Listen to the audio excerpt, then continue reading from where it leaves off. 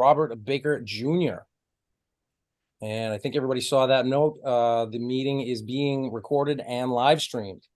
So I would entertain a motion to open the public hearing. Motion to open. I saw Mr. Baker Sr. and while I didn't hear him, I know what he said. So motion to open, Mr. Baker Jr. rather. I need a second. Second. I got a second on Mr. Galley. Roll call. Myself is a yes. Mr. Baker Sr. Yes. Mr. Galley. Yes. Mr. Tanzi. Yes. Mr. Baker Jr. Yes, sir. Meeting's open. All right, here we go. 7:30 p.m. remotely conducted public hearing will be held by the Rockland Zoning Board of Appeals on Tuesday, November 21st, 2023 at 7:30 p.m. on the application submitted by ANS Construction LLC, Alexander Nicoletta, 73 Catherine Road, Hanson, Mass. 02341 for a dimensional variance pursuant to zoning bylaws Article 5, Building Lot and General District Regulation, 415-22 Building and Lot Regulations, and 415-81.9, 89.1 zoning variances to allow applicant to raise an alleged pre-existing non-conforming two-family dwelling and replace with a new construction two-family dwelling on a lot of land having a total area of 16,134 plus or minus square feet.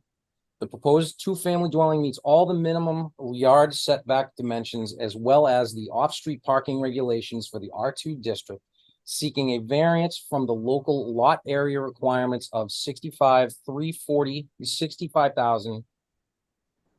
Oh, okay, yeah, 65,340 square feet, 32,670 square feet per unit. Sorry about that. In order to construct a new two-family dwelling on the existing lot, 8,067 square feet per unit at the premises known as and number 398 through 400 Plain Street, Rockland, Mass. The property is located in the R2 Residence Zoning District, Section 415-9 of the zoning bylaw, and is further identified as Lot 31, Map 44 on the Rockland Assessor's maps. The owner of the property is Ramona Downing, 398 to 400 Plain Street, Rockland, Mass. The applicant and all interested parties are advised to check the town website and the zoning board's webpage for additional information. Okay, full board, so we're all voting on this. Let me see. Who is here for the applicant? Hi. How you doing, board? I'm present. I'm going to hand it over to Gary Rice from Land Planning to go over the plan we submitted for the lot. Okay. Gary Rice from Land Planning.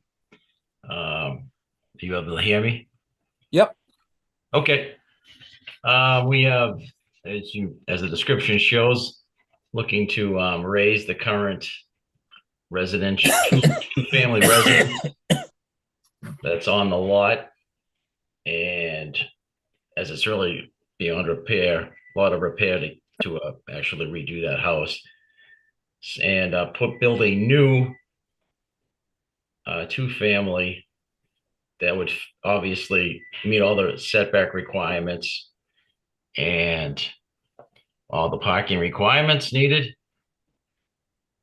And as you see, we're going for we want the variance. Obviously, the lot's a small lot compared to what you need for the 32,670 square feet per unit, and we're looking for relief from that. Okay, Mr. Rice, are you gonna speak for the applicant throughout the hearing? Oh, the applicants can speak too. Okay. First question: is the house currently occupied? No, it has been unoccupied for a number of months. I believe three or four. It's 3 or 4 months. So there hasn't been anyone living there for like 3 or 4 months. Correct me if I'm wrong, Dorothy, but I believe that's the case. That's correct. Okay. So when was the last time it was occupied as a two-family? I believe that 3-month mark is the last time it was occupied, to my knowledge. Okay. So that answers question number one. What I'd like to do is if that's the extent of the presentation. I'm gonna open this up to my board members. Mr. Baker Senior, you got any questions? I have a few, Rob, if you don't mind. Bring it on. On the plan here, I don't know, can you pull that plan up on the, I can, let me see. I'm if I more can- concerned with the new house. Oh, yeah, let me just do the share the screen thing here, share the screen. Share screen 2, share screen. All right. See that? Yeah. Okay. Okay, thank you. Whoop, went too far, hold on. Okay. First question is, how far is looking at the picture, the deck on the left side from the lot line? Deck on the left side. Yes. Well, the setback line you can see going next to it. So I would say the deck's probably 17 feet from that line, from the property line. Looks like Good it's a number. couple I saw feet. that too. Yep. Okay. The other question, are you gonna utilize both driveway entrances? The way I'm Alex, you want to answer that, or No, go ahead, Gary. the way I have it is actually just using that one entrance. If you're looking at the plan up in the left side, there was the 14.5 foot wide, and closing off that other side.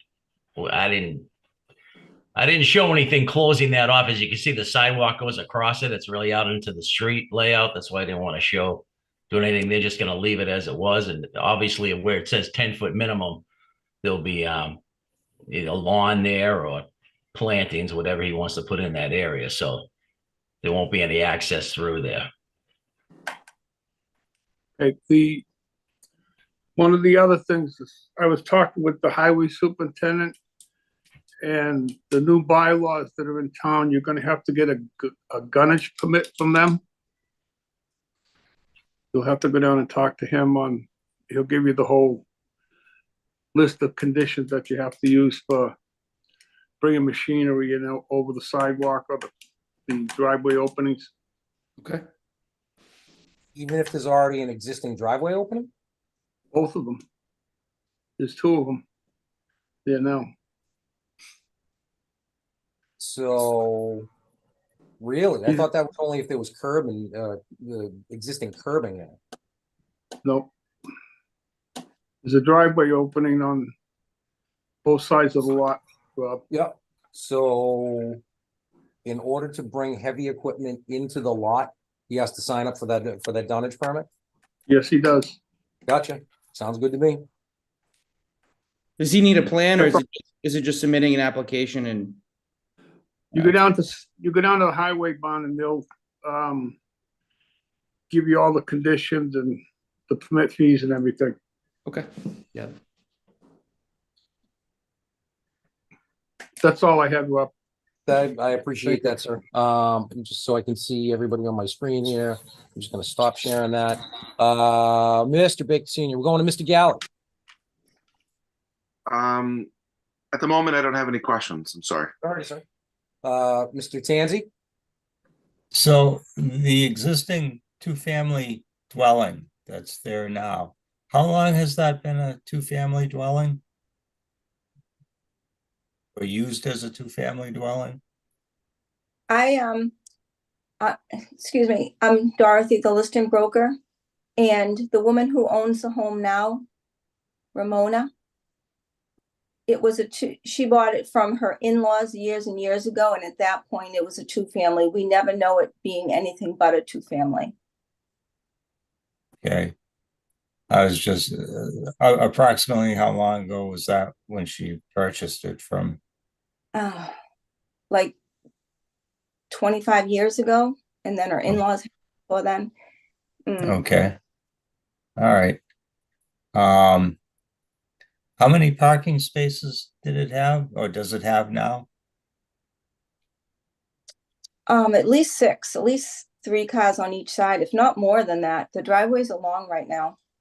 Okay, all right, It's not and there's nothing definitive for parking spaces. It's kind of just park at will. I mean, there's two Yeah. long driveways, but it's not designated parking like we're used to seeing. right now they're proposing 6 parking spaces, I thought I saw. Mhm. Did I see Yep. that correctly? That's correct. Right. And the proposed dwelling is gonna have individual service connections, a water service, and each unit on its own meter, electric service, each unit on its own meter and so forth. Is that correct? Yes. Okay. I don't have any further questions. All right, sounds good, Greg. Appreciate that. Mr. Baker Jr., coming to you. Thank you, Mr. Chairman.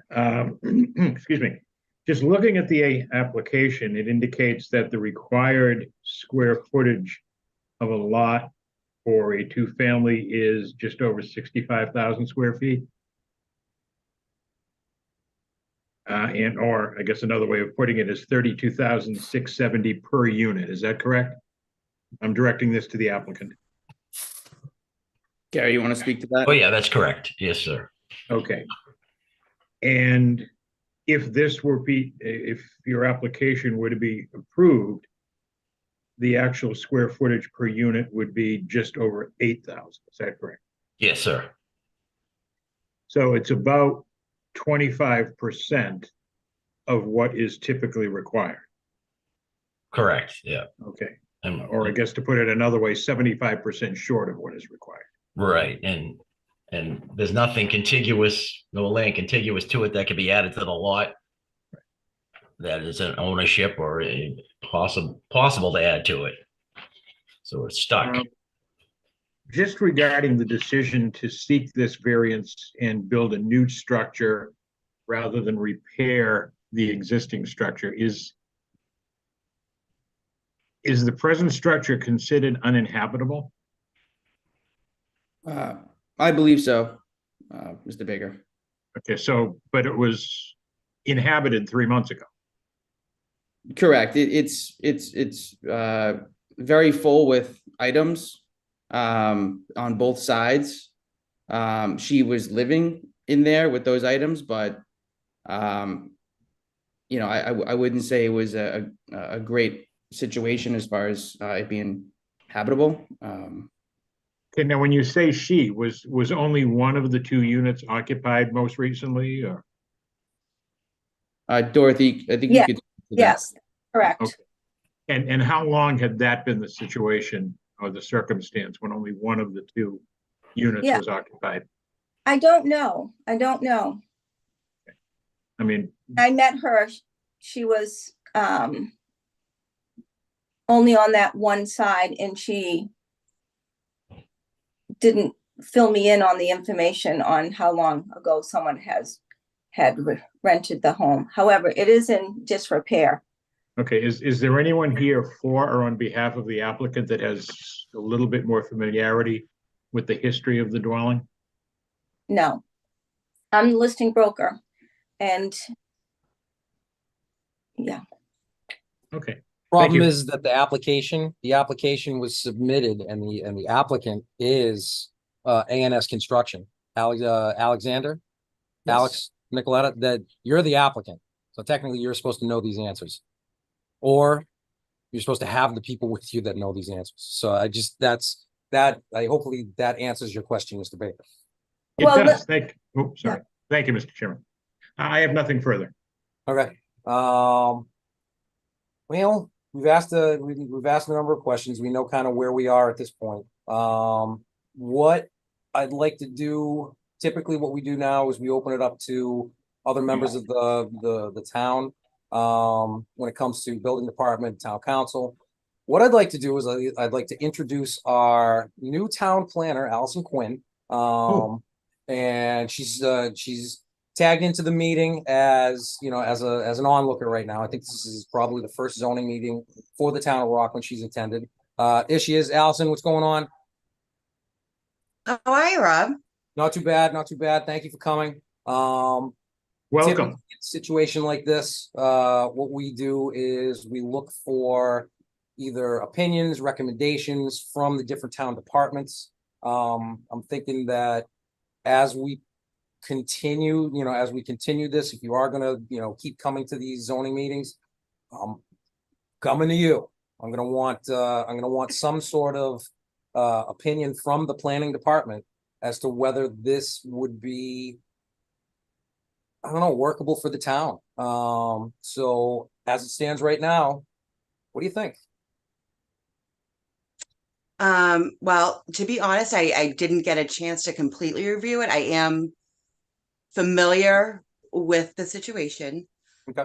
My understanding is the application is to demolish an existing two-family. Mhm.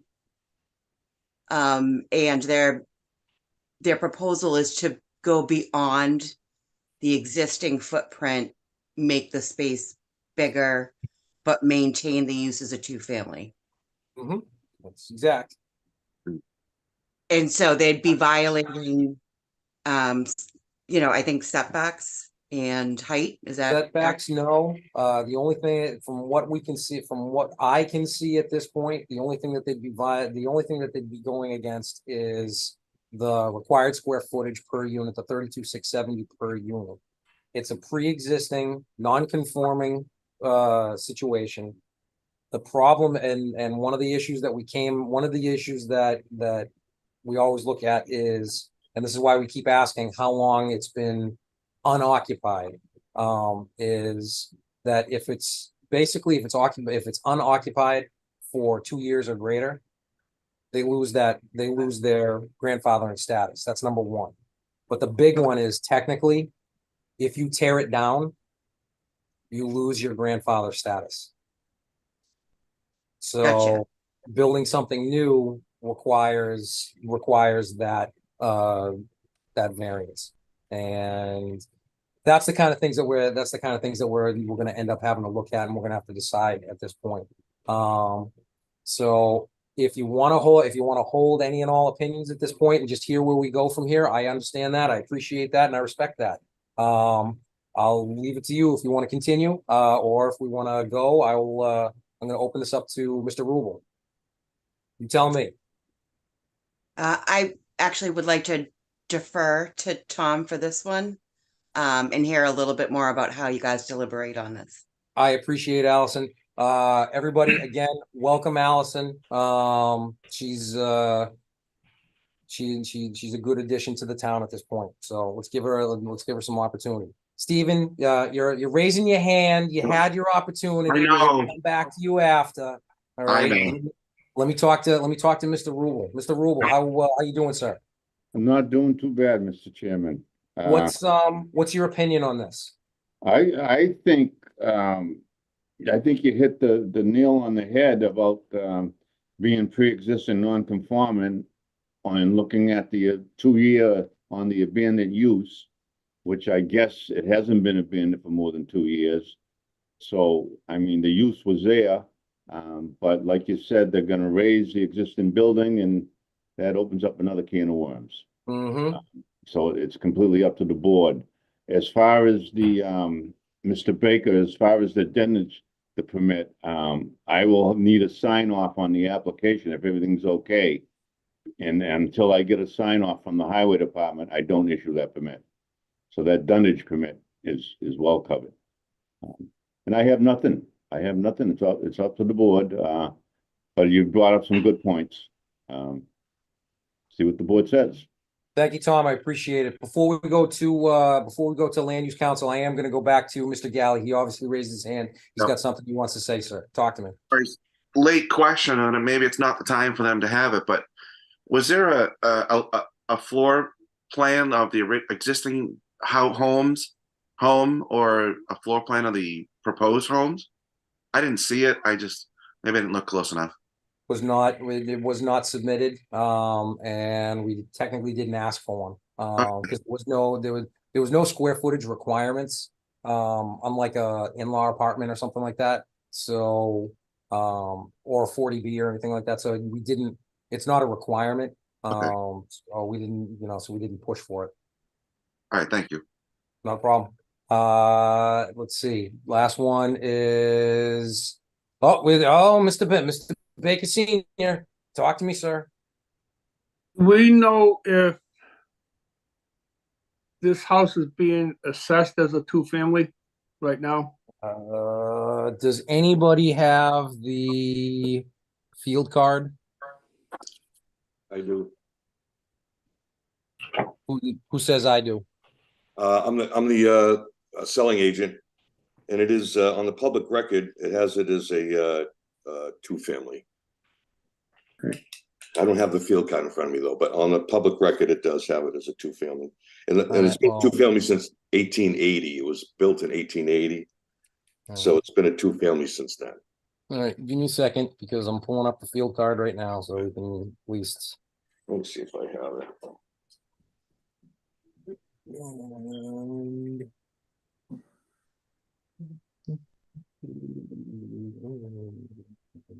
And I have the fill card right now too in my hand, and it says two family is the description. Right.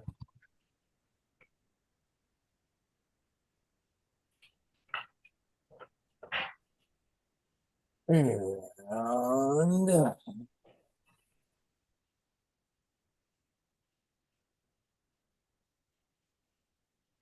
all right, there's the field card and units. If you can see where I'm going, units 2. Where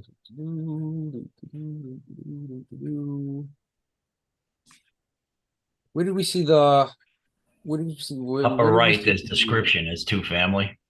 Yeah, that I got. But where was the year? Somebody Oh. said the year. Right there above the capacity year built, over in the lower left. Or 1880. left. Oh, you're almost there. Then go to your left a little. Go to my left. Little more. Little more. And there Year it built is. 18. Okay, I got 1880 when it was built.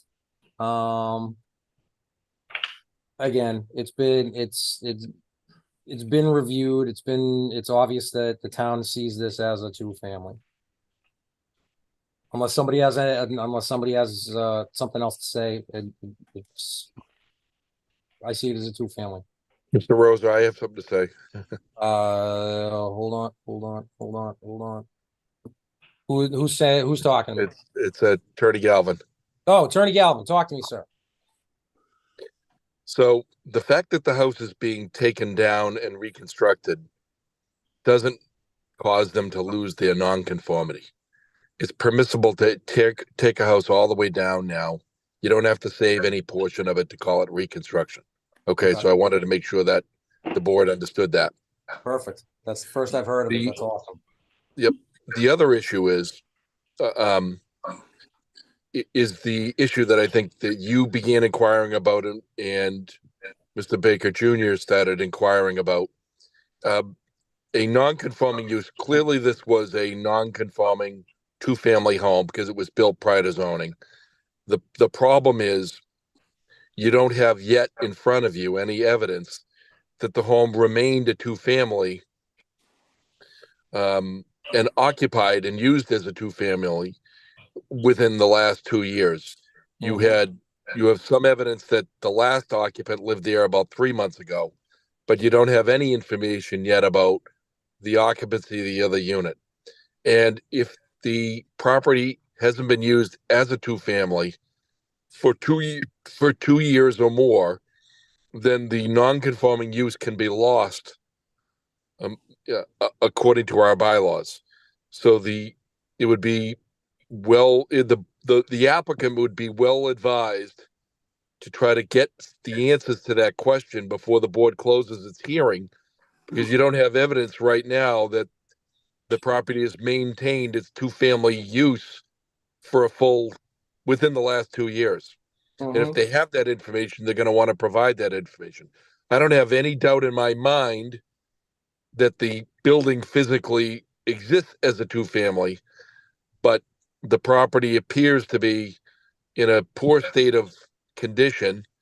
And if it hasn't been used as a two-family, within the last 2 years, you have a potential issue and you might need another variance. Let me see if I can get that question answered. There's a nice young woman who continues to raise her hand. I think her name is Jane. Miss Tatzlaff, can you speak to that? And right now you're muted. So if you can unmute that. Still muted. There you go. Okay. First, I'd like to address the fact that it has been lived in for the last at least 3 months. Jane, And the reason I say do me a that, favor, Jane, just for the record, I need your name and address. I'm sorry. Jane Tetzloff. My husband Richard is beside me, 390 Plain Street, Rockland. Appreciate it. And you are the direct abutter, correct? We are. Thank you. It's the stucco house sitting long on the lot. If you are on the street, we'd be to your right if you were facing street. The house back a number of years ago started the debacle of a water break in the basement. And at that point, the town shut off water and electricity. And the police and fire both said, you may not go in until that is fixed. It is uninhabitable. I do know Ronnie picks up her mail most every day, and occasionally tries to do things, yard or whatever, but not to much avail. So to my knowledge, it's impossible to live in a house that has no electricity and no water, is pitch black. And I do know she is living in another apartment somewhere, I believe in Rockland. So I question the fact that it has been inhabited, number one. The driveway situation, the driveway to the right of the house is shorter by, maybe you can get 2 cars in. The other one is quite long because it goes all the way down to the back. It's not parking spaces per se, it's just a driveway kind of thing. The fact that there has been a non-family tenant, let me say, in the second apartment, when the original, as we knew them, Mr. and Mrs. Shea were there, which would have been the grandparents of Michael Downey, and Ronnie would be her grandparent-in-law, so to speak. She did have tenants. I don't know how long there was a tenant, to be honest, that stayed once Mike and Ronnie took over the house. Perhaps their son stayed there for some time in the apartment, but I can't tell you that that apartment has truly been rented. And as I say, to our knowledge, since the water issue with the pipe many years ago, and we were told, police and fire, that the house was uninhabitable until it was fixed, which it has not been. There has not been a resident in the house. But Jane, can you honestly, and I'm asking you this, can you honestly say that house has been unoccupied for greater than 2 years? I would say so. I don't see how you can, the police said can't go in until the pipe is fixed, and the pipe has not been fixed. So to our knowledge, yes. Thank you, Jane. I appreciate that. Alexander, you're the applicant. So how do you want to, and we're getting mixed, I guess mixed answers here. So how do you want to handle this? Yeah, I can only go off what the current owner has told me. It was habitable. It was lived in at least, like I said, 3 to 6 months ago. Definitely before 2 years. It's my understanding. That's what I've been told. As for what the abutters have referenced, I can't speak to that. I can only speak to what I've been told by the current owner. Okay. Mr. Baker Jr., talk to me, sir. You're unmute yourself. There you go. Most people prefer me when I'm muted, but that's all right. To Mr. Galvin's point and to my question, it appears that there is nobody here as I said before, or on behalf of the applicant, who can provide any information that the house in fact was occupied as a two-family within the last 2 years. And in fact, based on what, I'm sorry, ma'am, what is your last name? Tetzloff. Thank you. As Mrs. Tesloff said, it appears that it was not occupied for a period of much longer than that. So I think that raises some really significant concerns about the application. No, absolutely, I understand that. So Mr. Nicoletta, I can leave it. I can let you make this decision, I guess.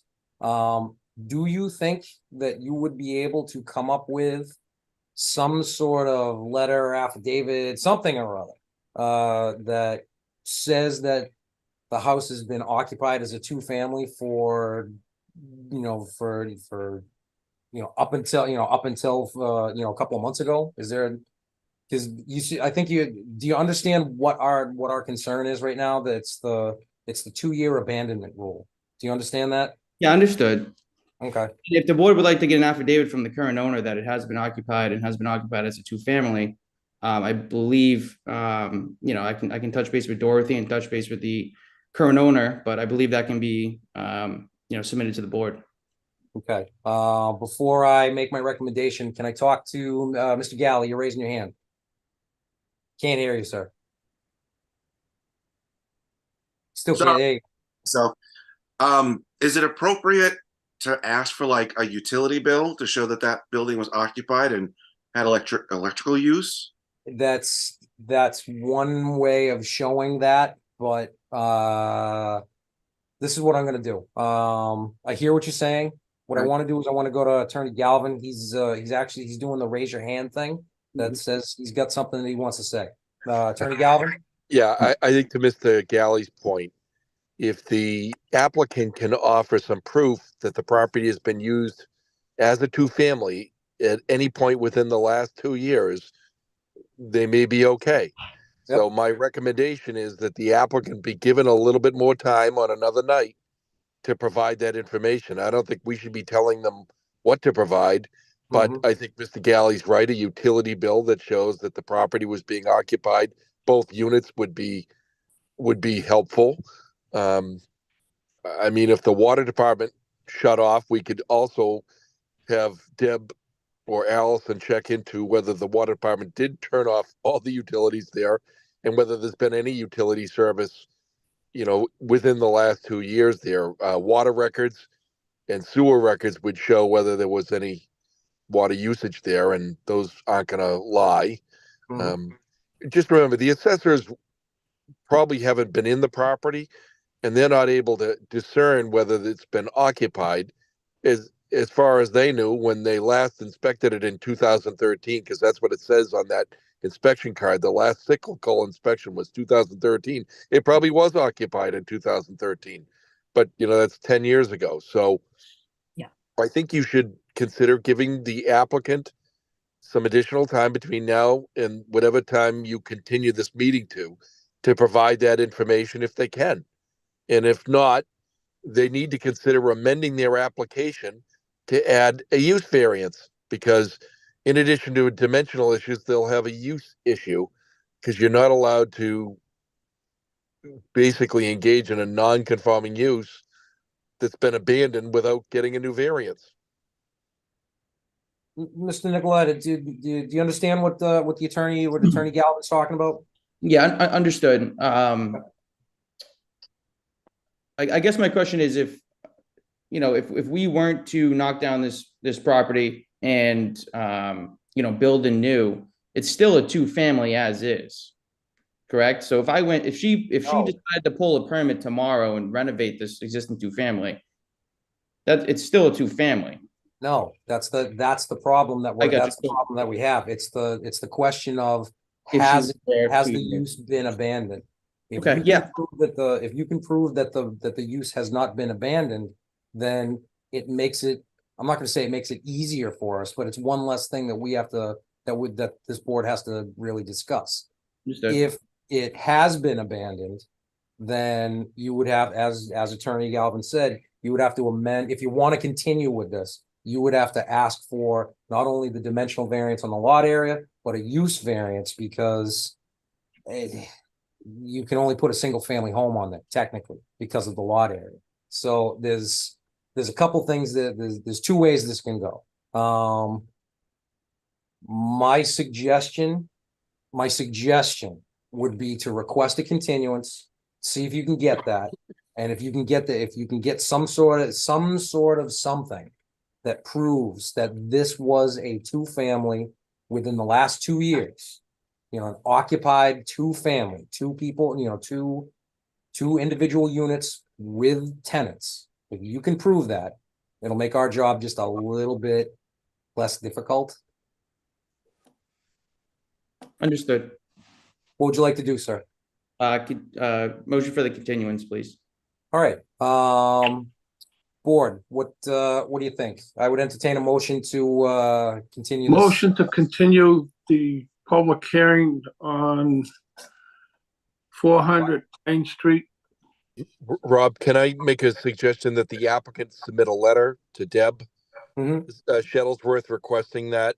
Doesn't have to do it right now, but tomorrow, fax over a letter, email over a letter requesting the continuance. Then it's when Mr. Baker makes his motion, it'll be at the request of the applicant to continue the public hearing and resume it on whatever date you're going to select now. Mr. Nicoletta, you good with that? Yep, just make a note of it now. I'll send that over to Deb tomorrow. Thank you, sir. Thank you, sir. Deb, what do you got for potential dates and times? December 5th. We could do, that's 2 weeks from tonight. Does that, this is up to, now this comes down to Mr. Nicoletta. How long do you think it's going to take to get your information?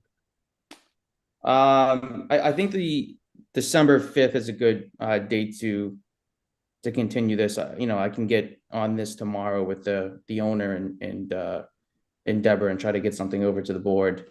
Okay. By hopefully, with Thanksgiving, probably early next week, mid to next week. Yeah, this is why I'm asking. If you want to take a little bit more time, we can do that. If I could ask Deborah, what do you need if when proof or if proof is provided to you? Is there a timeline before the 5th that you need it by? Or is it just up until that 5th that you need a letter? It'd be preferable to the board to get it to the board like by Thursday of the week prior. Thursday of the week prior, so that would be. We always need a few days to review because most of us have jobs. So it can be difficult. So that's what, and again, this is why I'm saying, would you want to give yourself a little bit more time? Yeah. What would be the next date? I don't have my phone. Let me just. December 19th. That's 2 weeks after that, correct? Correct. All right. So basically we're dealing with a month from now. Roughly. Yeah. Just given the holiday, I think Thursday before. Rob, I'm not sure if the water's open on Friday either. Yeah, see, this is what I'm saying. Yeah, let's motion to the 19th. Yeah, we need to give the applicant as much time as he needs to be able to I do this. agree. Yeah, I think the 19th. The holiday situation is it's killing everybody. So, And Deb, just to clarify, you'd need that documentation by the 14th. Yes. Okay. Thank you.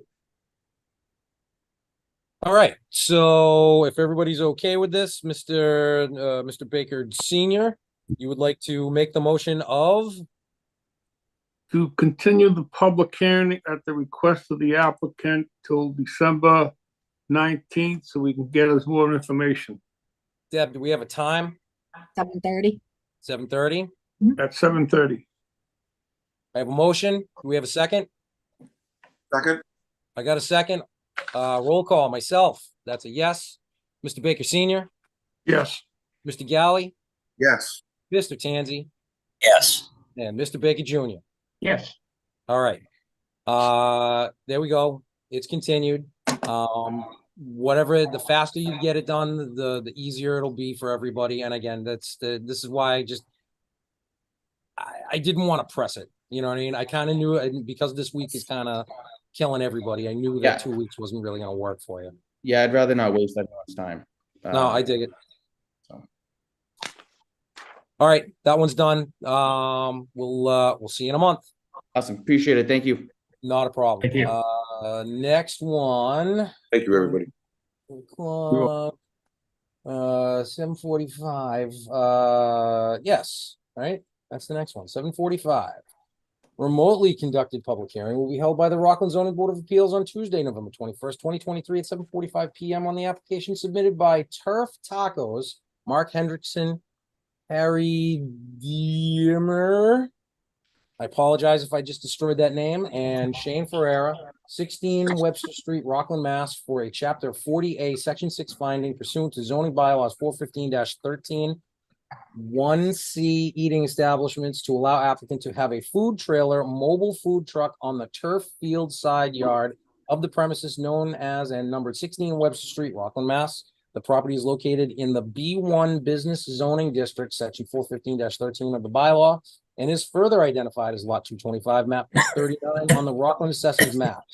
The owner of the property is the Hammer Trust, S. Ferreira and M. Hendrickson, trustees, 16 Webster Street, Rockland, Mass. The applicant and all interested parties are advised to check the town's website and the zoning board's webpage for additional information. Further details and plans for the project are on file in the town clerk and zoning board offices. All right, who is here for the applicant? And I hear nobody. Oh, I am there we one, go. Mark Henderson. All right, Mr. Hendrickson. That's me. All right, sir. Why don't you talk to us and tell us what you want to talk about and what you want to do on the property? Sure. So we purchased 16 Weber Street in 17, renovated it. It was just a shell at the time. It had already been gutted. We kept the same footprint. It is currently 2 office spaces on the bottom floor and 2 residences on the second floor. We've gone back and forth with various, I don't know, a baseball club, a dog park. Someone wanted to do a workout facility, and then most recently, Mrs. Meckler's charcuterie came to us about putting a trailer on it, which they chose a space that needed more warehouse space. But that's what came to us, the idea of a food trailer type that we think would fit very well in the area. And the turf field, we haven't really used it. So it's just an idea that came to us. And again, we think it would be a very good fit in the area. I'm not sure what else I can add. That's kind of the history of it.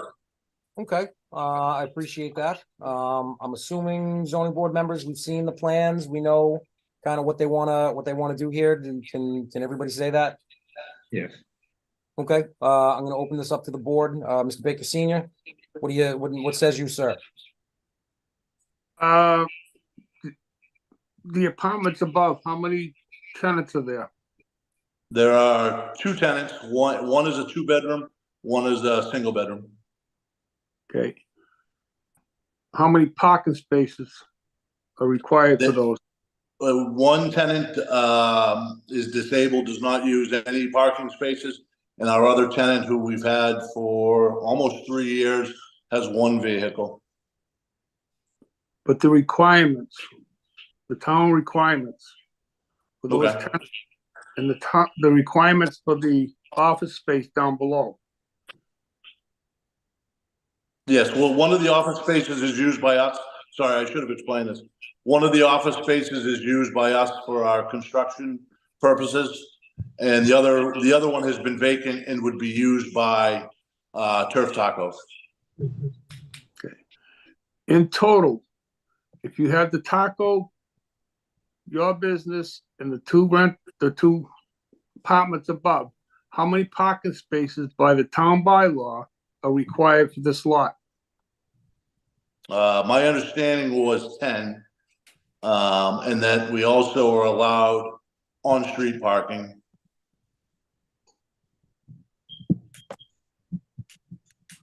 Because nothing on this thing shows, usually they have the requirements of the parking spaces, per unit and plus the whole building, which doesn't show. It also says it's a lot, you got 11 spaces, but we don't know what the zone calls for. Yeah, typically there's a parking table that the engineer kind of supplies on this one. We know that it's 3 parking spaces per unit.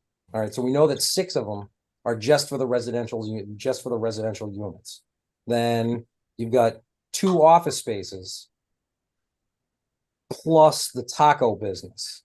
Mhm. So I don't know where you're coming up with only a total of 10. Well, that's, again, that was my understanding of it. If we're being, so that would mean that we would need 4 spaces or 3 spaces times 4, that would be 12. Is that? Well, no, you would need it right off the bat. You have 2 residential units. The zoning bylaw calls for 3 spaces per unit. So that's Okay. 6. So 6 of the 11 spaces that you have on site, 6 of them, that's the residential, which means that you have 1, 2, 3, 4 non-handicap space and 1 handicap space. So without doing the math, I still don't believe that 5 spaces is enough to cover 2 office spaces plus parking spaces for the taco business. Parking on the street, we can't take that into consideration. Because technically you're supposed to have all this parking on site. So parking is a major issue here. That's the first thing. I think I'm pretty sure that's where Mr. Baker Senior was going with that. That's what I was trying to get at. Well, thank you. I'm gonna leave that there. Mr. Galley, do you have anything to talk about? Well, I might have a conflict of interest because tacos sound good right now. Yeah, I know. Believe me, I could definitely use some tacos right now. I know this. So Yeah. Let's talk, sir. What do you think? Well, I see what you're saying about the parking, and that location is terrible for street parking. I mean, in general, right? I mean, when you're trying to go in and out of the post office, it's hard enough. It's not the worst, but that's further away from the intersection of Main Street, and this is going to be uglier. Well, let me ask you that. Let me ask you this, Mr. Galley. You looking at the plan right now? Not at the moment. I was just looking at the street. I was just looking at the map of the road. Okay. But yeah, I'd love to. Here, what I'm gonna do is I'm gonna share my screen so everybody can see what I'm looking at. All right. You see that? That's the site plan right now. Yep. If I pull into the parking lot, I'm gonna pull head in to parking space number 1, 2, 3. At least 1, 2, and 3. Yep. How am I gonna get out without backing out 100% all the way? You see what I mean? The circulation on the property, just on the property, Right. isn't. So it's coming down to parking. Mr. Galley, is that kind of where you're going at this point? Same thing, parking. Yeah, I'm seeing it. I'm just, like I said, I would like to have been able to say there was parking pretty close. That's pretty possible, but the reality tells me no, there isn't. So I was looking at that. So that's all I have for a comment right now. I don't have any questions. All right, sir. Mr. Tanzi, talk to me, sir. Well, I have some concerns about the parking, the circulation, having a 23-foot two-way aisle between the building and the parking spaces. Usually there's a zoning chart or a parking table that's put on where,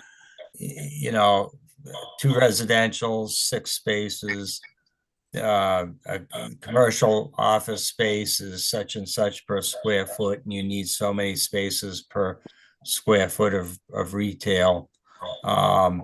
So I can't make a determination whether the parking lot count is adequate or not. It looks like it might be a bit light, but the two-way circulation is definitely Big problem. issue. I don't see us, I don't see 23 feet there. Mhm. The other thing is, you know, running water. They've got a porta potty for the taco trailer. So if an employee serving the tacos uses the porta potty, or even patrons use the porta potty, where do they wash their hands so that they don't have a Board of Health issue? Can I interject, Mr. Tanzi? Sure. In the applicant's business proposal, it was a revised business proposal, it was a part of the application. It did say in there, and the applicant did mention that one of the office spaces was going to be utilized by the taco company. And that's in the business in the business thing, it did say that inside bathroom was going to be for employees only. So at least there's sanitary let's call it sanitary facilities inside the building for employees. And when it comes to patrons using the porta potty outside, there was a big question as to whether that was as to whether they could do that. It has come back from the Board of Health that they can do that, but like an external hand washing station would have to be provided as well. So it's not just the thing on the inside of it. It would have to be an external hand washing station outside of the porta potty, and that would actually suffice when it comes to the Board of Health. I didn't see it on the plan though. I didn't see it on the plan, and that determination came back from the Board of Health. I'm pretty sure that was, I don't remember. Deb, was that uploaded? Do you remember if that was uploaded? Because I know we talked about it. It was uploaded. It was uploaded on the website. It may have come late. But that was a part of it. So it's the question of the bit, and I had the same question. Is it something that is allowed? Is it something that is allowed? Technically it is, as long as they provide that. They didn't show that on the plan, but knowing that it is something that needs to be provided, I'm pretty sure the applicant will be okay with doing that. Mr. Chairman, I'm sorry, Mr. Tanzi. Okay. Then there's also some access. They'll have to utilize the sidewalk and then traverse over grass. There's no solid walkway for patrons to access the trailer or the seating arrangements. Mm-hmm. What if it's it rained the night before and the soils are all mucky and unstable? Is it a tripping hazard? Could it cause us, patrons to stumble, especially if an elderly person or an older person tried to, buy a taco or go use the porta potty or whatever, just accessing the streets. So I don't know if any consideration about that has been taken into consideration. All right, so pedestrian safety, that's a concern. I can see that. Got anything else, sir? No, that's it. I appreciate it, Greg. Thank you. Mr. Baker Jr. Yeah, Mr. Chairman, just on your explanation of the hand washing station, is that in contemplation of, or would running water be required? Because we're not talking hand sanitizer, are we? Right. It's again, from what I've seen when it comes to let's just say my personal experience when it comes to music festivals, when it comes to open air markets, when it comes to this kind of situation, it's a standalone hand washing station full of water, with soap dispensers on the top and paper towels and stuff like that. You press it with your foot. and it pushes the water out and you wash your hands and everything's fine. One of the questions that I'm gonna have, I'm sorry, Mr. Baker, are you good there, or do you have others? On that question, but I do have a question of the applicant. Oh, please do. Yeah, Mr. Hendrickson, if this were to be allowed, how often, if at all, would the trailer be removed from the lot, or moved from the lot, I should say? It would not. The plan would be to keep it there. Okay, thank you. Sure. I'm all set, Mr. Chairman. All set? All right. So basically my question is, comes back to that whole running water situation. Is there gonna be a water and sewer hookup for this? No, not other than what's currently coming to the building in the office space, which is planned for the turf tackle operation. All right, so But yes, it would be a standalone, portable restroom with a hand washing facility, similar to what you're correct in that assumption. Yep. And then the trailer, the trailer will have a hand washing sink inside of it. Okay, so how do you get the water into the trailer? It's filled. It would be filled daily With using water from the existing property, the existing structure. So using a hose. I don't, a hose or other means. Yes. Well, that's how those are filled. Correct. Okay. And how would you remove the gray water? That's done by the restroom facility. Okay. And they're going to be able to access all that? Correct. Yep. Okay. So that answers that. If I may, and so we were under the standing, and I apologize for not having a parking table. It seems like you guys are all familiar with that. We were not. So we were under the impression we could use on-street parking. If that is, and I just look at other restaurants, other businesses in the area, and I say we probably have more parking than them. But if we can't use the on-street parking, I would agree with you all that the parking we have shown on this drawing would not work. Yeah, and see what you have to recognize is that the businesses, and you're looking at the businesses along Union Street. Is that correct? Well, Union, the post office, there's the Go Up Learning Center. They all fill the street with traffic at certain times at night, certain times. And again, we were under the assumption we could do the same thing. And if that is not the case, then I would agree with everyone here about the parking. We don't have enough parking in the lot as shown on this drawing currently to make the 12 spaces or whatever that number may be.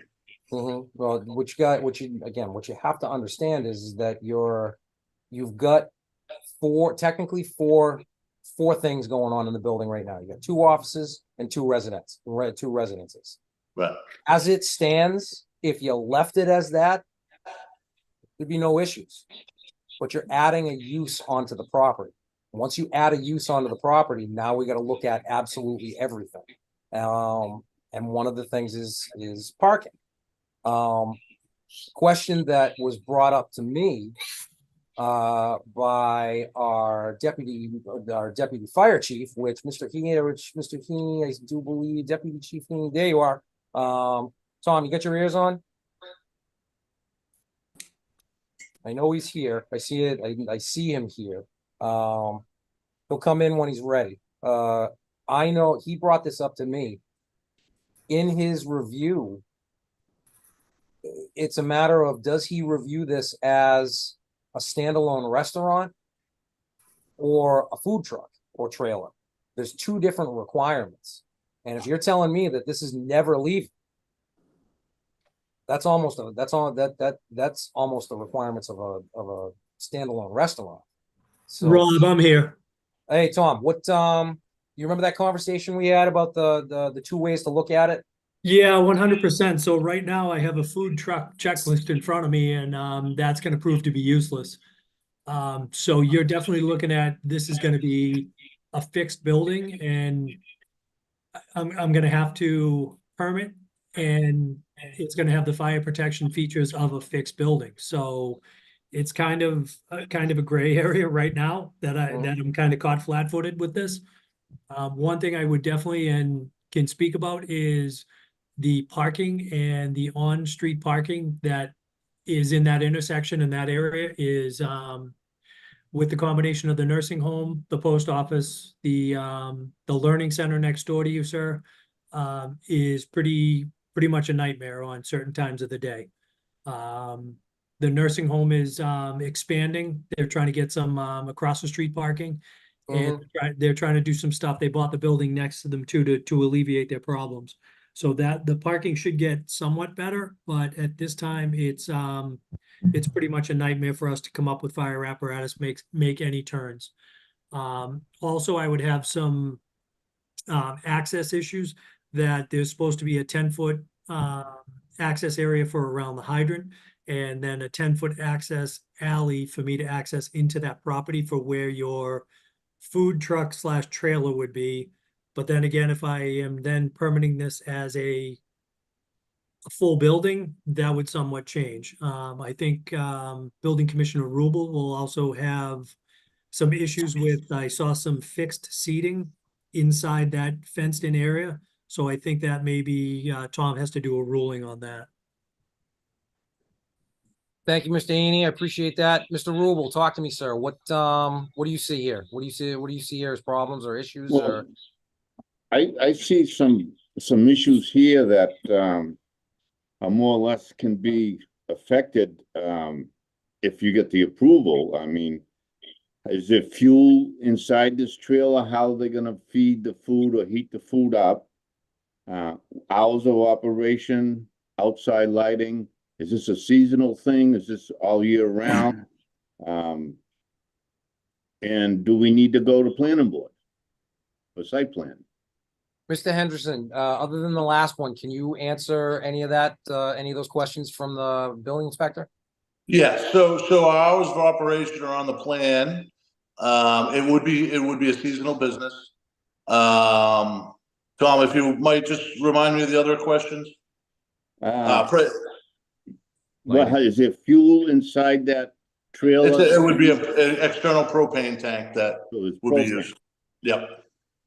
Okay, that would be something that the fire department would have to look at. Are these tables and chairs, are they fixed?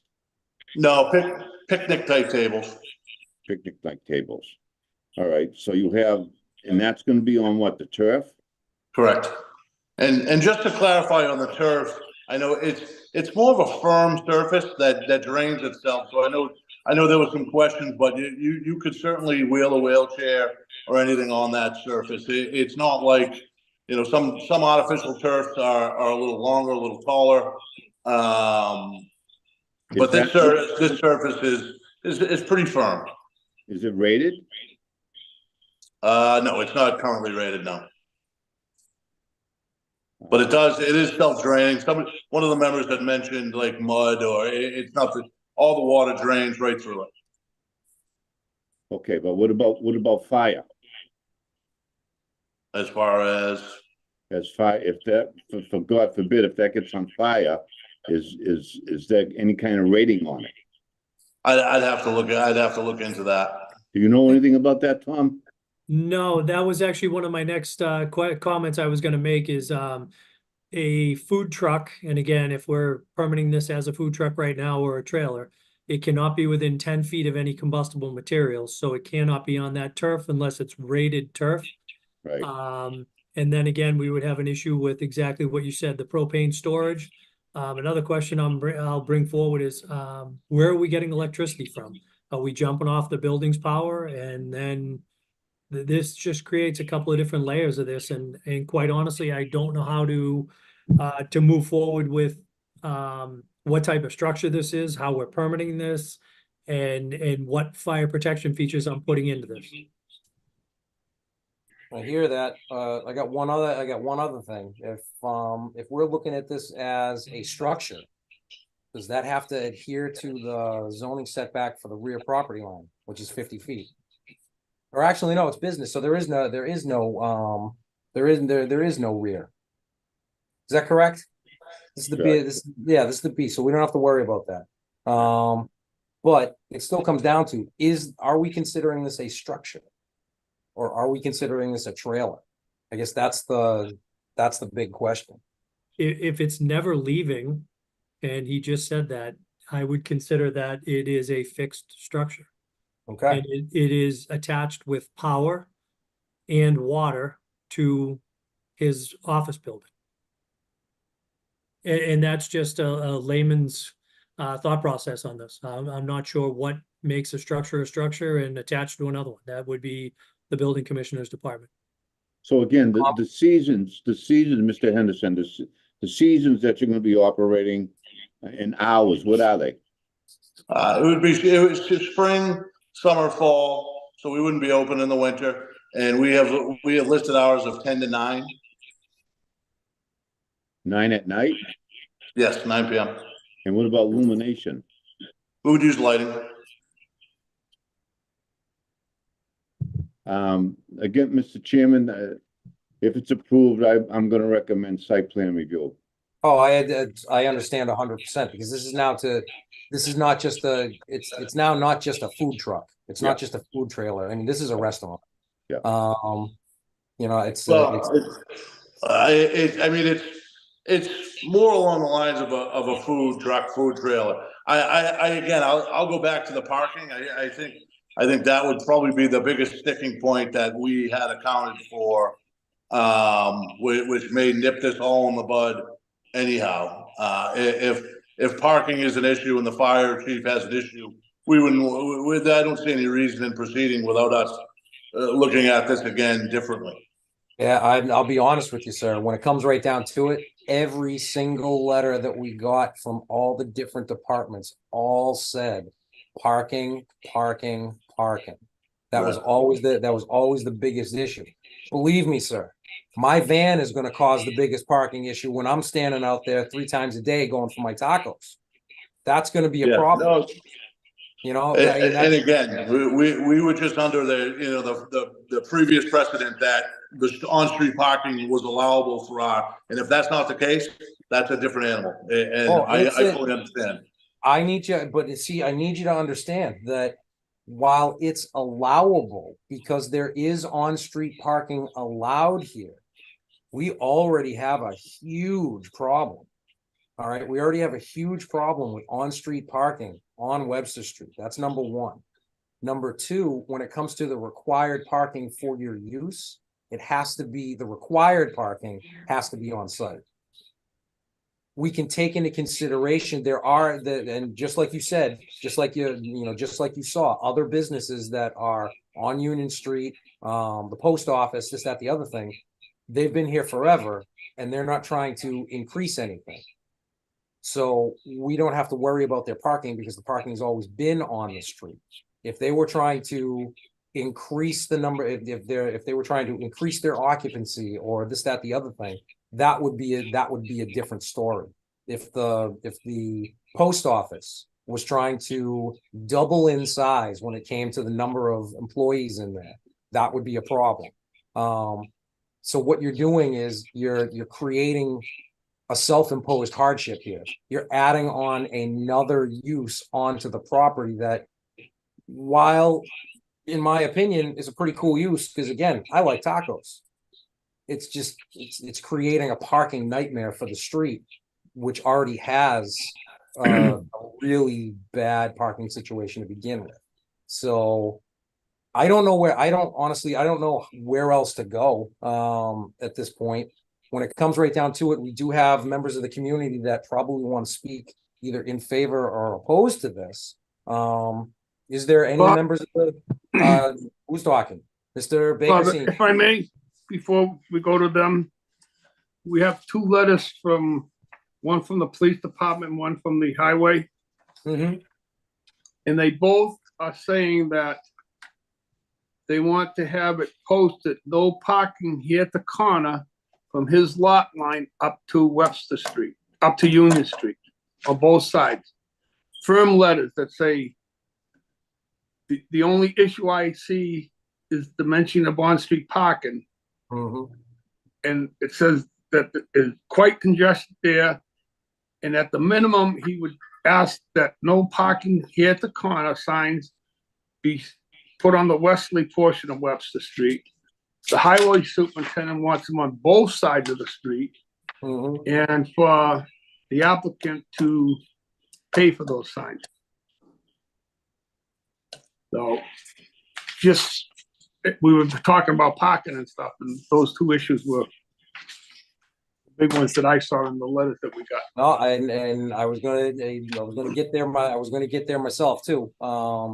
So it still comes down to there is other on-street parking that can be utilized, but now you got two departments in the town that are saying that they don't even want parking in front of the address. So again, I know we have members of the general public that either want to speak in favor or opposed.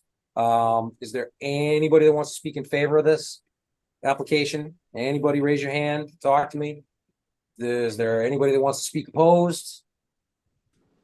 I see two people. The first hand I saw was Peter Lamb. Yes. Can you hear me? Yes, sir. Name and address for the record, sir. Yes, it's Peter Lamb, 23 Webster Street. Yep. Right next to the post office, right across from the proposed settlement. And I'm in agreement with almost everyone that I've heard speak. My concern is the parking, the traffic, and the safety. They're a grave concern. You know, as you guys know, that this parking situation on the street is a nightmare. Constantly mail trucks going in and out of it. Just adding more traffic, more congestion is just a very dangerous. I've witnessed a couple of accidents, but I've seen so many near accidents, especially during commuting hours, the speed at nighttime, you know, the fact that there's no traffic light at the Union Street intersection and you have parallel parking. I mean, I must go, you know, in and out of that intersection, you know, 10 times a day. And it's just so you have to creep out and it's just going to back up and it's going to continue to get worse. In addition, I really concerned about the pedestrian traffic. We have a lot of children that walk that sidewalk after school and to school sometimes. And they're always fooling around. They get, you know, people aren't paying attention, parallel parking, pulling back into traffic. And there have been many times where, you know, a kid just, you know, bounces off the sidewalk and nearly gets hit. So I just think that the congestion, as Chairman Rosa said, that, you know, it's a huge problem. It's a huge problem. And, you know, I've even been trying to maybe approach the town as to, you know, what can we do to help this situation, because it's just something that's, you know, just a blink or a cell phone away from being tragic. And that's how I feel about it. I appreciate that, Mr. Lamb. Can you just remind me, where do you live? You live directly across the street? Yeah, I live on 23 Webster Street, which is the house right next to the post office on the post office side. All right, so you're kind of across the street from him, yes? Yeah, I'm across the street, directly across the street from the, you know, the proposed site. Nice. Do you like tacos, sir? Would you walk across the street and get a taco if it was up and going? I was a food salesman for 30 years. I worked for Cisco Food Service, so I'm familiar with all sorts of food. I like it, but I also know, you know, I had quite a few customers that had mobile food trailers, and there are other issues that I'm concerned about. But the most of my concern is for safety and, you know, pedestrians and cars. But you know, if this were to proceed further, I'd probably have comments on the food side of it also. I agree, sir. I appreciate it. I wasn't trying to make light of the situation, but again, I think everybody likes tacos to some degree. Sure. So I appreciate it. Thank you for the levity there, sir. Thank you.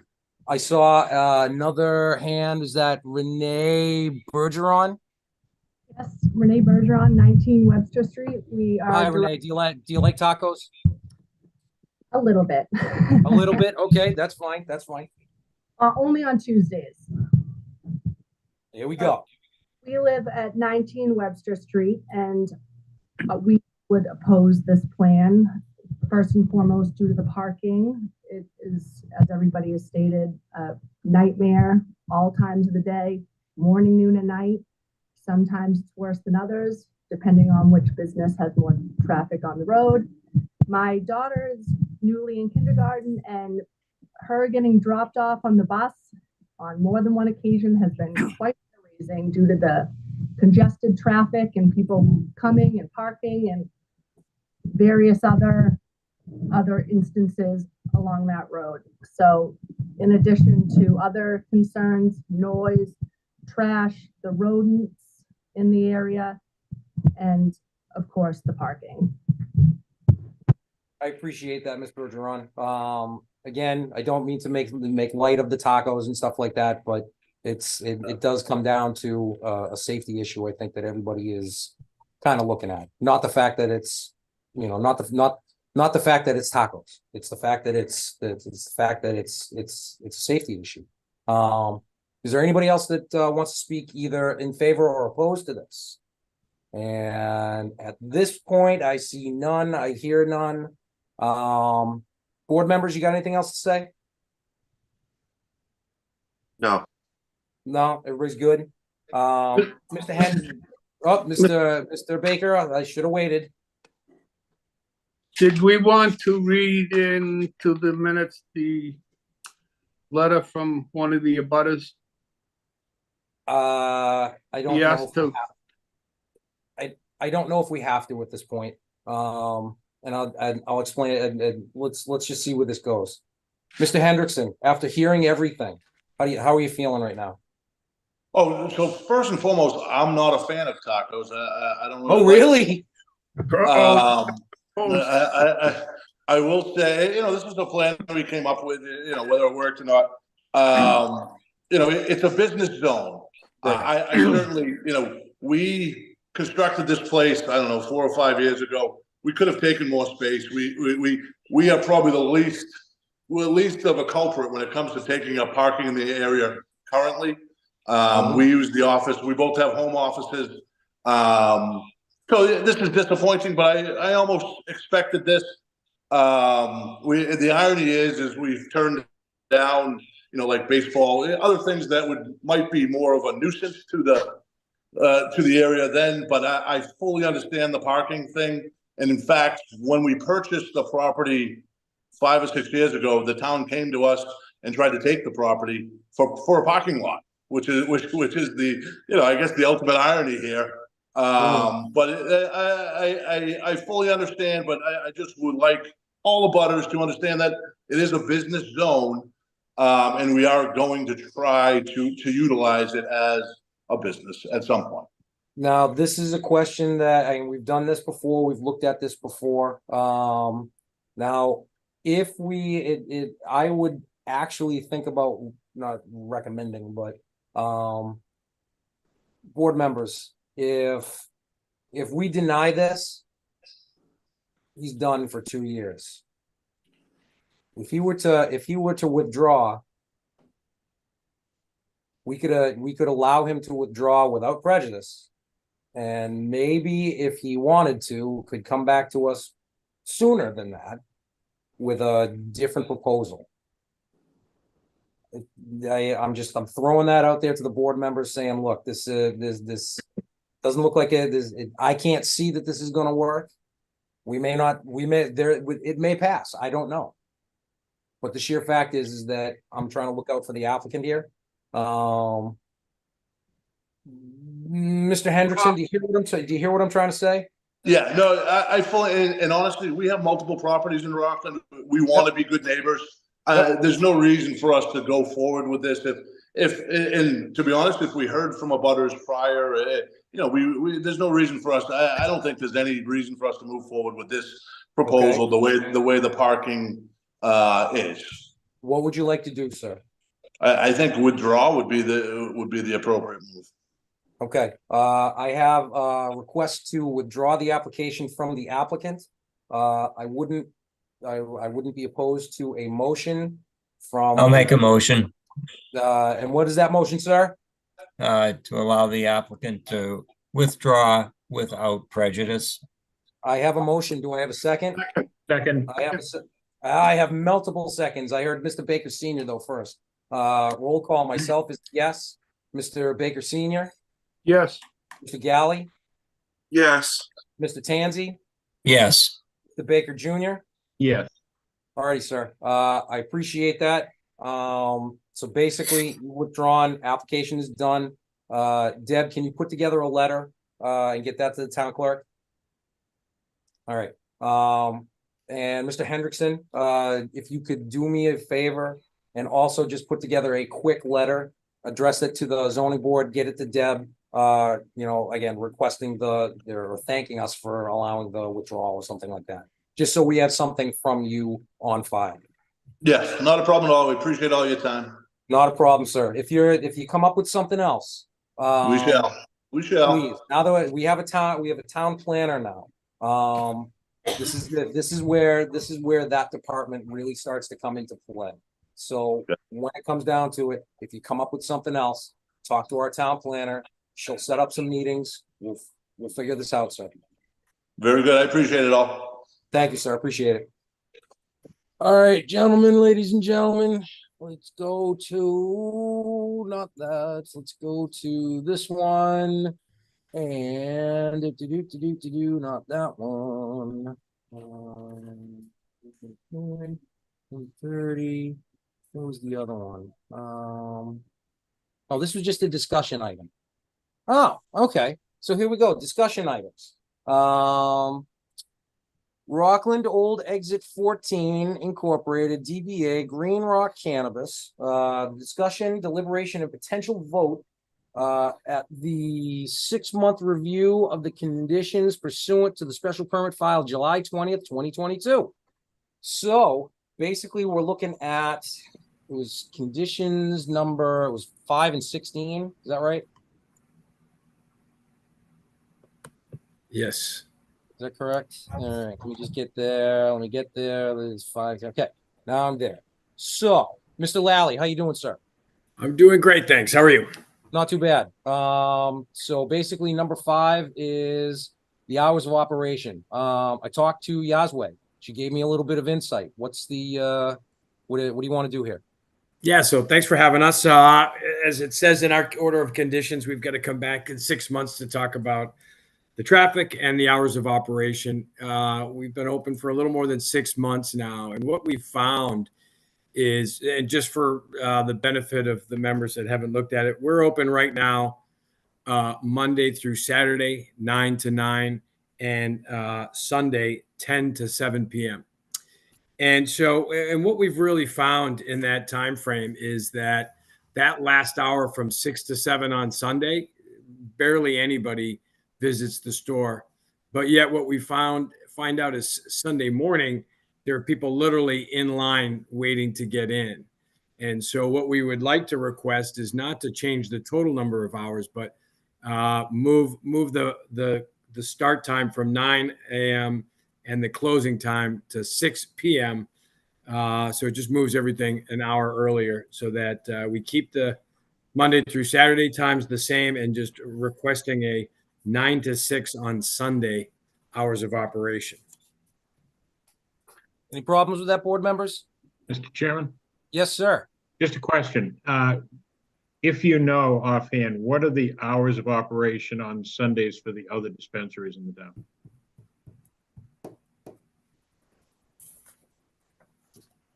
Hold on. I can come up with that. Thank you. I think I can. Actually, they have. I gotta go to the website for it. Yes, I am. Info. I'm on Google and it says for Canavana, Sunday is 10 a.m. to 7:30 p.m. Yeah, I guess I should have been more specific about the question. That's their posted hours of operation, but what are their allowed hours, I guess? In other words, what I'm trying to see is if they were allowed to open at 9 on Sundays, they just chose not. As a zoning board, we allow whatever we want. Right, and I'm trying to find out what was allowed for the other dispensaries. Yeah, he wants to know level playing field. Yeah, I mean, well, it's it's not what they were allowed, it's what they asked for. Right. No, what I'm suggesting is, and it's probably not the case, but there may be a difference between what they are allowed or what they asked for and what they're actually utilizing. So they may have asked for 9, but they're only opening at 10. Okay, let's pull up the bylaw.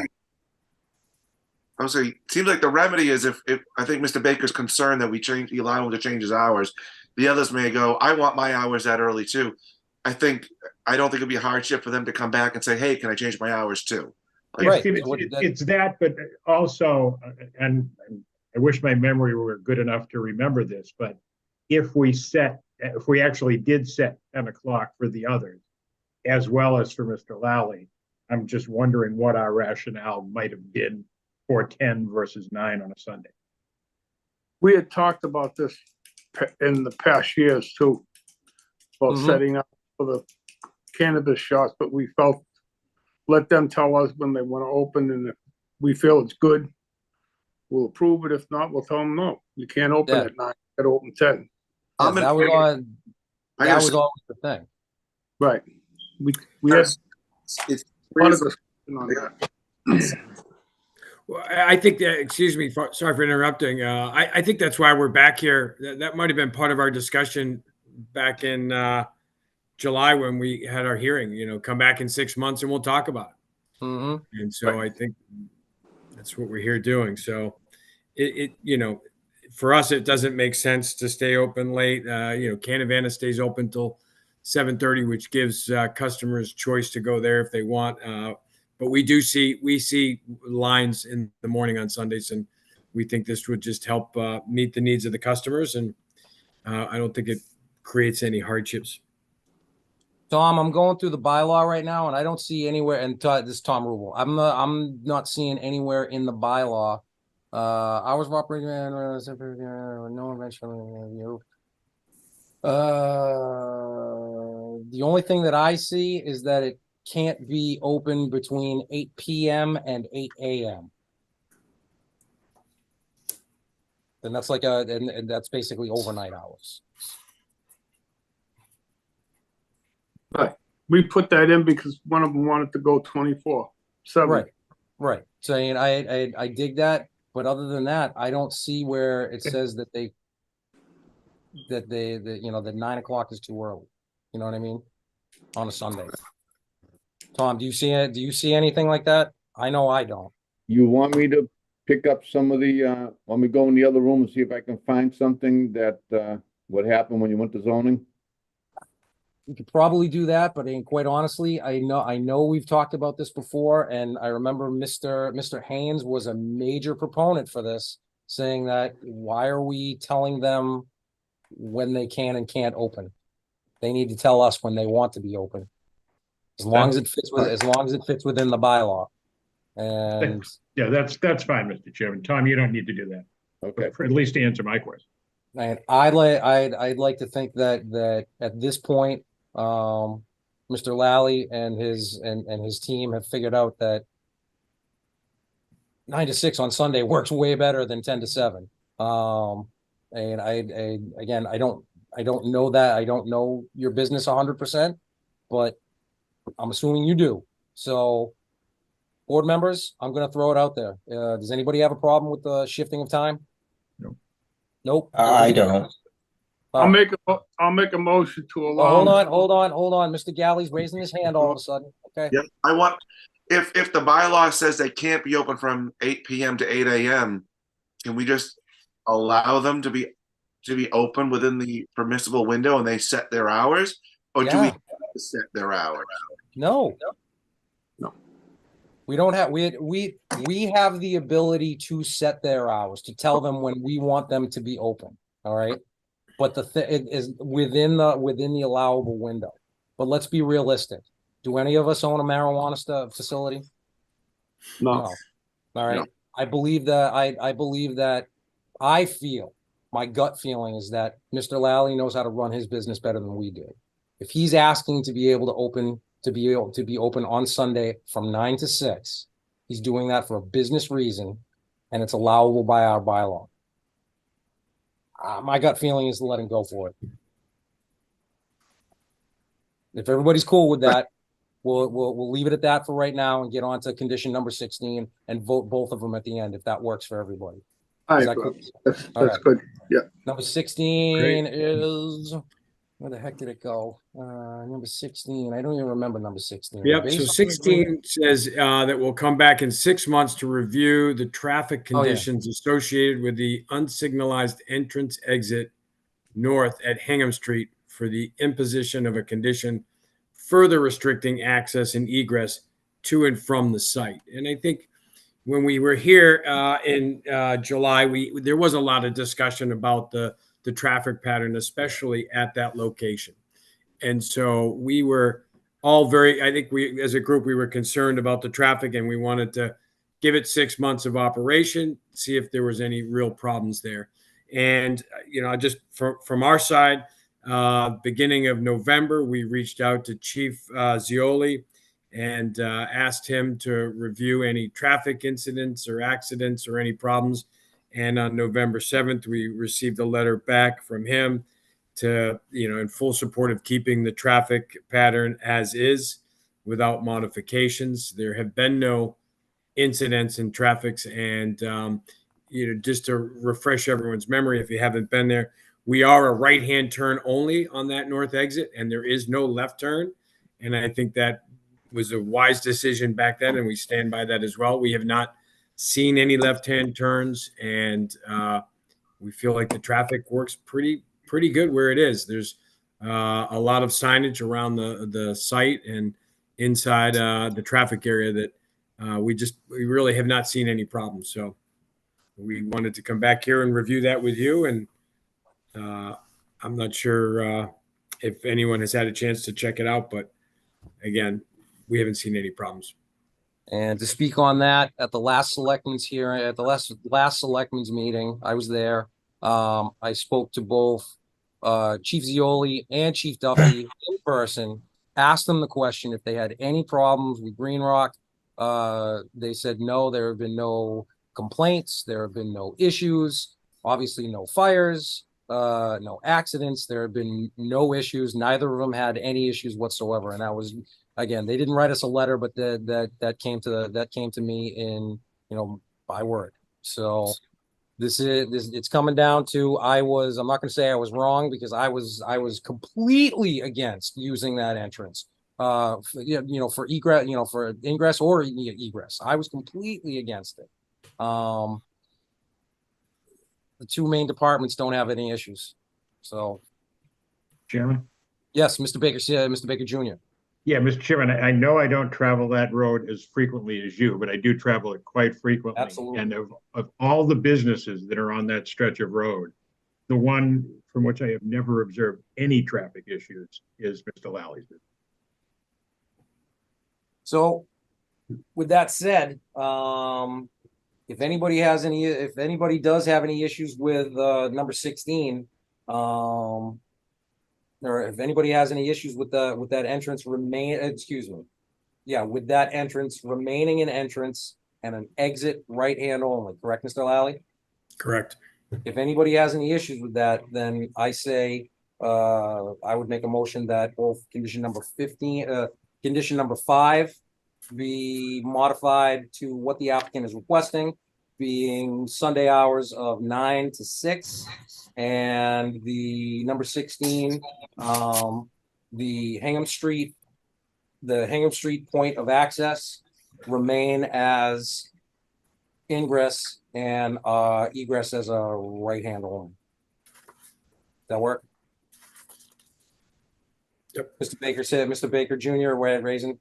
Yeah, I was just going to make a motion to that effect, Mr. Chairman. All right, so if you're going to make a motion like that, anybody, do I have a second? Anybody good? Second. I got a second there. Any more discussion? No? Lastly, Mr. Rubel, I just want to make sure, you good here? I've had no problems. I'm all set. All right, sir. I got a motion. I got a second. Roll call. Myself is yes. Mr. Baker Senior? Yes. Mr. Baker Jr.? Yes. Mr. Tanzi, Yes. Mr. Galley, Yes. Mr. Lally, all set. Thank you, gentlemen. Ladies, have a great night. Appreciate the help here.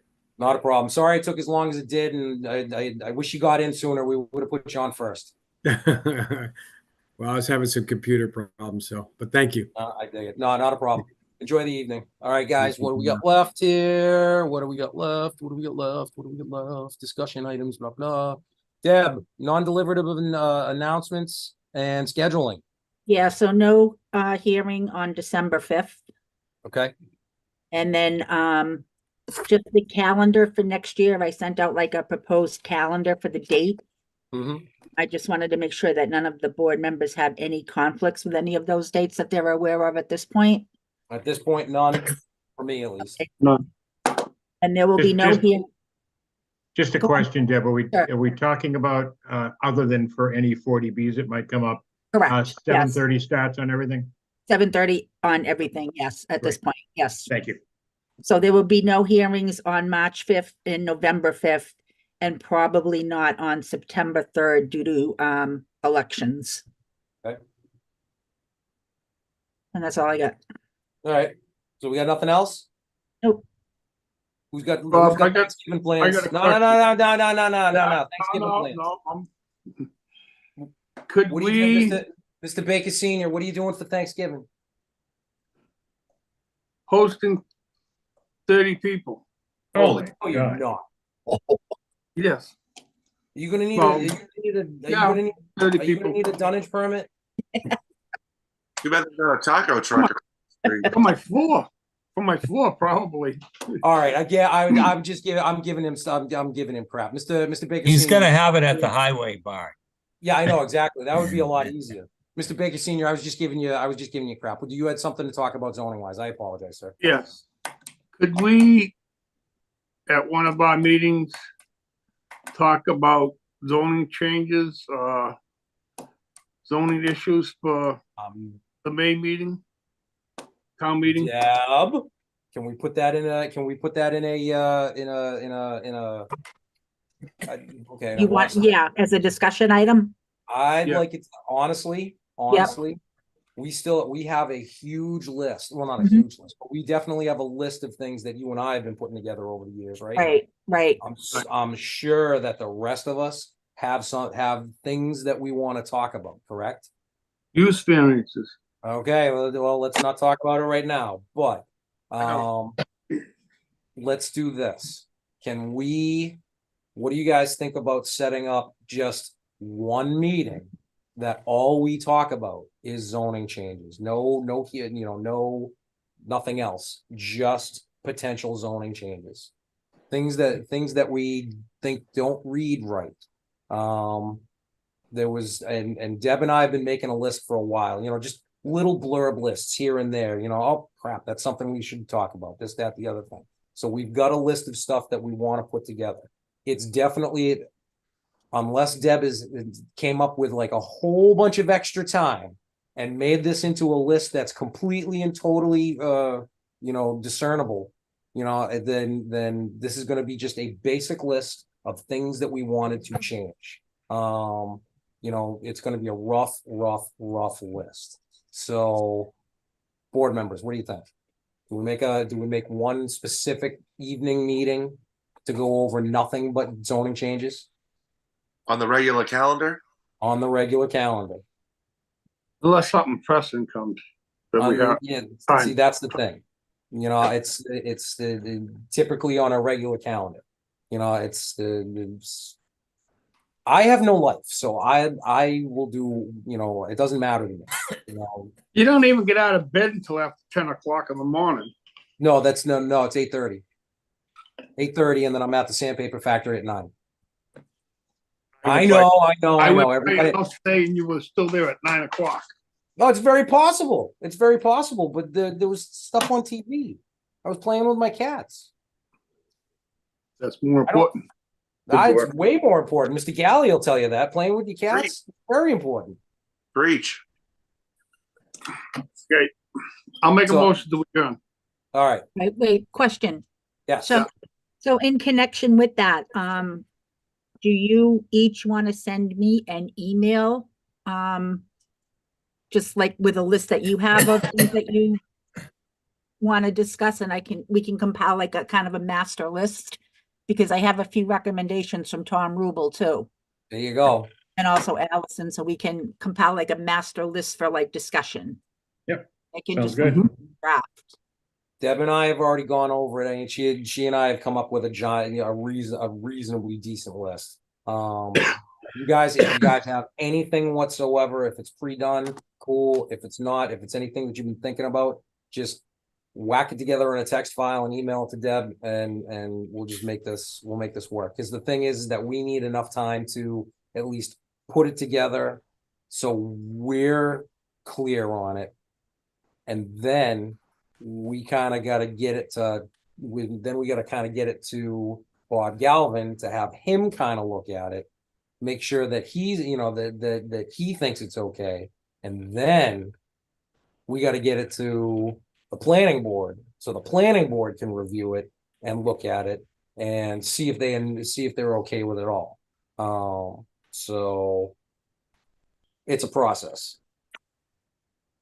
It's a long process. It's a long process. So the sooner we kind of get this going, the better. When is next town meeting? Do we know? Yeah, May. May something. All right. I'd really like to have something kind of. Rob, I think they open the warrants the end of February. Yep. And I think they close them just before April.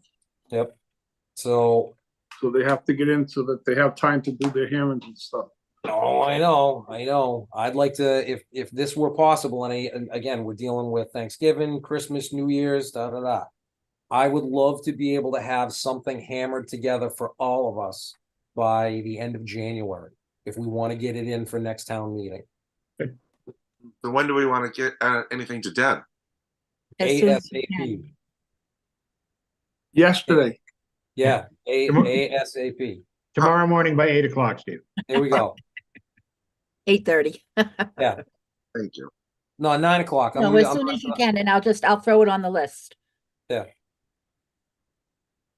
Everybody cool with that? Does that kind of work? I'll humbly request, and forgive me for this, Deb, maybe if you're at the end and you're like, all right, I'm going to do it this weekend, I'm going to do it in the next couple of days, just send out an email that says, hey, Okay. I didn't get anything, that sort of thing. I'm scattered. I don't want to miss it, Yep, I can do that. All right, thank you. All right, so we're all on board with that. That's good.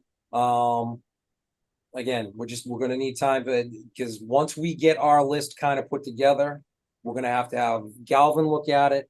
We're then gonna have to have planning board look at it. So we're gonna have, even after we're all done with this, we still have two levels of review that are gonna have to happen. So even if we have our thing done by the end of January, it still might not happen because there's two other levels of review. So if we can make it happen on our end, if it doesn't happen for this town meeting, for the next town meeting, we'll have it ready for the following town meeting. And in the end, maybe we'll come up with more stuff. So, Rob, would it be yes. who was to send a note to the planning board that we're going to be discussing zoning changes in January, at the beginning of February meeting?